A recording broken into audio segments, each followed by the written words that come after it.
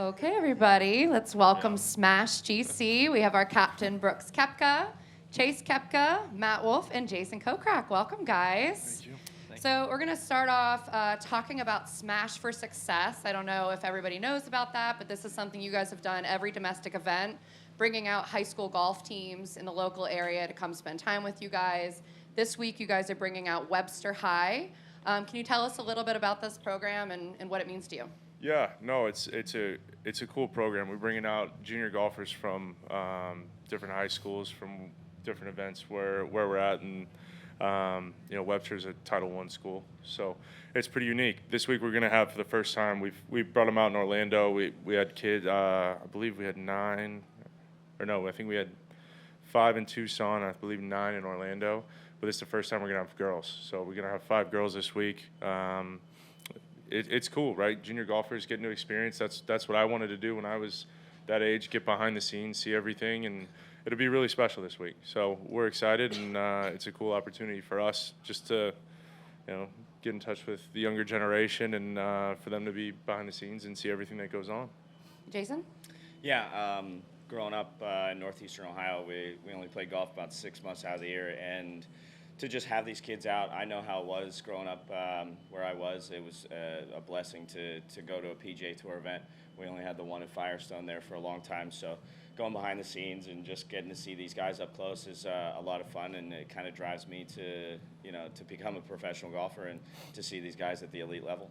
That's great. Matt, you are a bit of a hometown hero this week, hailing from Oklahoma State University. You have a huge crowd out here supporting you. Does it feel like a little bit of a home game for you this week? Yeah, I'd say like Oklahoma for me kind of feels like, if not, really where I felt like my first home was, definitely my second one now. I live in Jupiter, but every time I come back here, it's a close-knit family here. I feel like the Oklahoma State family in general is just really tight, and there's going to be a lot of people out here from that and supporting that. But, we've got, I think, 5 or 6 Oklahoma State Cowboys in the field, so hopefully they come out and bias me more than them. But it'll be a lot of fun to be back here, and I'm excited to tee it up with these guys. We do have the mascot coming out to watch you play later today, so be on the lookout for that. All right, Chase, we got to talk about the hole-in-one. Obviously, it was the hole-in-one heard around the world. Tonight, you were going to be throwing out the first pitch at the Tulsa Drillers game in honor of your hole-in-one. Just walk us through what that experience was like and what these last couple weeks have been like for you. Yeah, it was crazy. The hardest thing that I had to do was hit the tee shot on the 13th hole. I was still so jacked up and everything. But it was amazing that the fans just they got behind the whole tournament, and then to give them something like that, something special that they'll always remember, is pretty cool. And that whole entire Sunday after I made it, it was quite amazing. I was getting standing ovations walking up to every tee and every shot from the fairway. It was something I've never experienced before, something like that. Something pretty cool. Hopefully, our team can show some magic this week and give the people of Tulsa something to cheer for. But I'm definitely excited to go throw out the first pitch tonight. I haven't thrown a baseball in quite some time, but hopefully my Just don't bounce it, please. Yeah, That's all yeah. So I'm hoping to not give the Koepka name some bad genes and duff one here.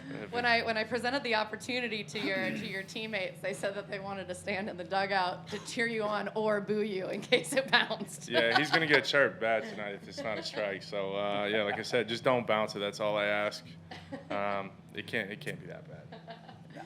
Brooks, we got to talk about the PGA Championship next week. Obviously, you had an incredible run at the Masters. You've had a lot of success at the PGA Championship. You've been playing lights out. How are you feeling going into next week and really in major mode season now? Yeah, this week just trying to make sure, tune everything up, get ready for next week.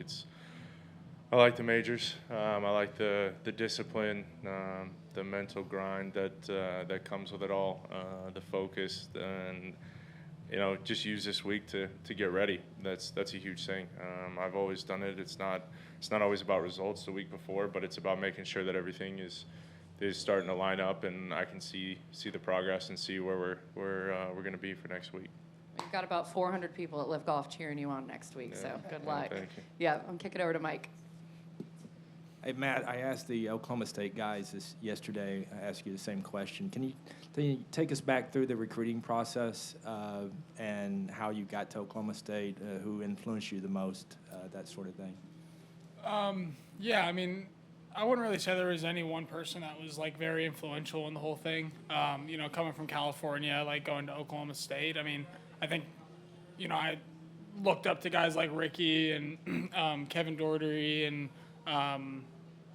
I think there's a few more, you know, from California that went to Oklahoma State. So I think I use them as kind of like a example of, you know, they went there and they became pro and became successful and, you know, made it to the next level. But, you know, to me, it was just playing the Ping Invitational there for the AJGA tournaments and seeing the facilities, the coaches, how they went about the stuff, the level of camaraderie between the team, like the players, and just like the way everything was run. And, you know, I felt like it was very disciplined, but it was also, you know, you can have fun and you know, they'll reward you if you know, perform. So I just thought that, you know, every aspect from top to bottom at Oklahoma State was like exactly how, you know, I wanted to see myself playing college golf or, you know, around those people. So that kind of weighed into my choice more than anything. I don't think there was like one person, but probably the best decision of my life, to be honest. Thanks. And one question for all four of you guys. How do you plan to play the 12th hole? Is 8 flagpoles enough to prevent you from trying to drive it? I don't think Chase is going to try to drive it. I didn't want to say I don't want to anything. speak for him, but I don't think he's going to try. I know I'm not. I'm just going to play the way the hole's designed. Look, the way I see it is if you put me in the fairway from 120 yards, I'm going to have a good look at birdie every time. But going for that green, the water, the trees, you never know where that ball's going to end up. I like my chances with a wedge in my hand. Matt, Jason? Yeah, same for me. You know, I looked at it, but like it's just the risk reward is just I don't think it's there, especially you know it's a 4-iron, 3-iron off the tee, and you know a wedge into the green, and you know as Brooks said, 120 yards and in, we're going to be pretty deadly and give ourselves a pretty good birdie look.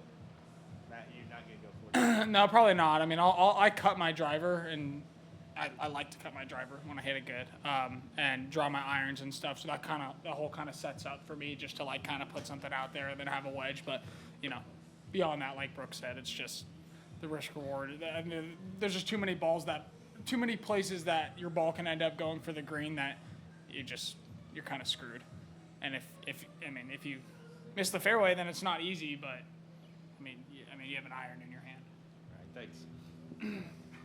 Brooks, for you, going from a LIV Golf tournament event like this to the PGA Championship, the different vibes between the two with the music and the crazier crowds, does it take some adjustment as a golfer to go from this directly to a PGA Championship event? No, I don't. Honestly, a major, I'm so focused. And, I mean, honestly, the crazier things are, the more it slows down for me, the more focused I get, the more, I guess, tunnel vision I have. It's like, I don't know, I feel like a lot of great athletes have that same thing. The more chaotic everything's going around, the slower everything is for me. So, look, that's what I live for, man. I live for the majors, and that's where I'm trying to perform.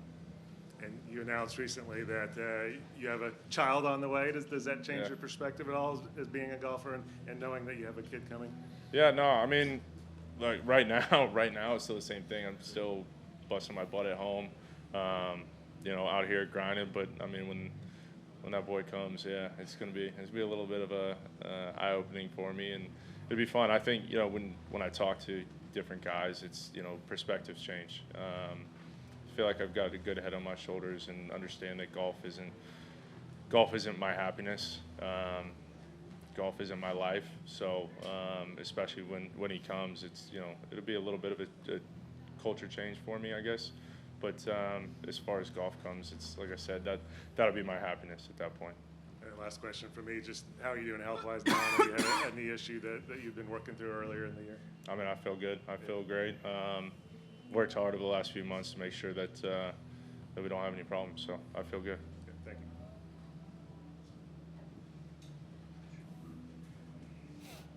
Hey guys, Teddy Fenton, luckiest golfers on earth. Brooks, I had a question for you about the PGA Championship. Going into the Masters, you guys played Orange County National the week before, and the greens were cranked up and pretty fast. I talked to the greenskeeper here yesterday. He said that they were like running at maybe 11, and the rain is going to, probably slow them down a bit. So is that going to affect you going into next week? Because Oak Hill those things are going to be lightning. Yeah, honestly, no. To be honest with you, I'm just trying to get reps. That's it. That's all. I think the week before a major really is just making sure it's just hitting golf shots, right? Trying to hit different shots, make sure you've got everything in the bag. I'm hitting it in the right window, controlling the spin, controlling distances. And, when you look at the greens, I mean, we're used to changing green speeds every week. When you play 3-4 weeks in a row, like we're going, or I'm going to these next 3 weeks. Right. There's not one surface that's the same speed, same undulation, everything. So, I mean, you just got to spend your Monday. Well, I didn't get here until Tuesday night, but you spend, the first couple of days. I was here yesterday all day grinding on the putting green, trying to make sure we got the speed down, doing different drills just to make sure I'll be all right. And just a follow-up, what experience do you have at Oak Hill? I played it. Actually, it was the first time Ricky ever caddied for me. No Showed kidding. up. Yeah, he showed up 30 minutes late. I can't believe he's still with me, but we've worked it out. It'll be 10 years, I believe, since we've been back. It's my first PGA Championship, so I think. I'm trying to think. I know I played with Tiger in the final round, and all my boys came to. They were a bunch of them from Boston, so they were all pissed off because they couldn't see anything. They were all mad. They were hoping it was somebody else they could watch some golf shots, but. It's a cool week, fun week for me, and it'd be cool to go back. I know the golf course has changed, been redesigned a little bit. I don't think there's as many trees, but it'd be cool for me and Rick. All right. Well, good luck to the rest of you guys this week. Good luck next week. Thanks. Thank you. Hey, Matt, I'm curious, how many times have you played this course in the past? Never. You've never played it? No. Okay, well, is there anything you've told these guys about playing golf in Oklahoma? Obviously, this weather isn't great, but just the wind, things they need to adjust to play golf in this state? You guys want to hear what I have to say? Sure. Yeah. No, I mean, these guys, I mean, they know what they're doing.